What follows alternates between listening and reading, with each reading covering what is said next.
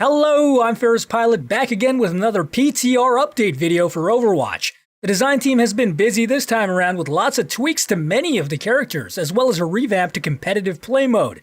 I'll probably make a separate video on this, but let it be known, the competitive play is much better now than it was before, largely due to the death of sudden death.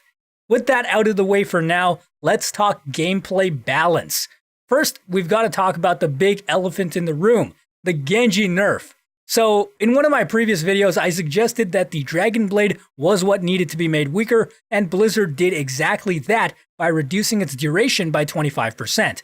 They also went a step further and got rid of the right-click melee dash burst combo by eliminating the animation cancel from your melee to your dash when you're playing Genji. This is not entirely unexpected considering what happened to Widowmaker's quickscope. And finally, the double jump reset from wall climbing is gone.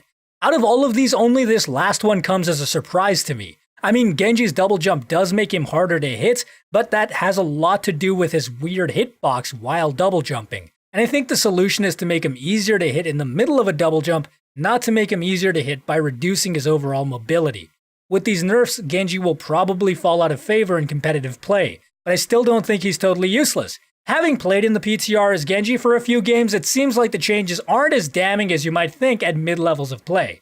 Mercy got a buff to her healing rate to help her keep up with Zenyatta and Lucio. On the flip side, her competition was nerfed. Lucio's speed boost from using Amp It Up was weakened, and Zenyatta's damage boost from Discord Orb was reduced. With that said, the speed boost is still a very unique and powerful ability, and Zenyatta's own damage was beefed up to compensate for the weakened Discord Orb.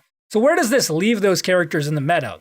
Most of Mercy's play will be coming at the expense of Zenyatta. Discord Orb was amazing for focusing down individual characters and made up a large portion of his usefulness. Weakening it makes him much worse in team play, whereas Lucio's group heals are still unrivaled.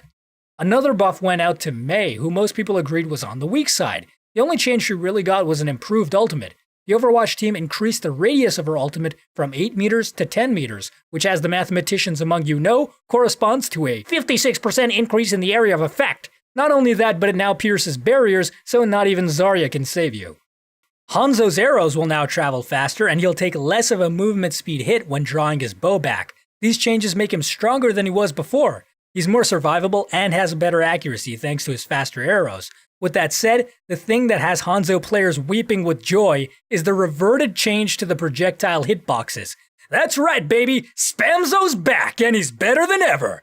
In case you don't know, projectile weapons used to be able to hit people even when they didn't do so visually, which allowed for silly things like Hanzo shooting people that he didn't even have line of sight on. I covered it in more detail previously when Blizzard actually fixed this. They're now backtracking on it due to unintended side effects, probably because it bugged out Mei's icicle. I really hope they find a way to fix the resultant bugs and bring this change back.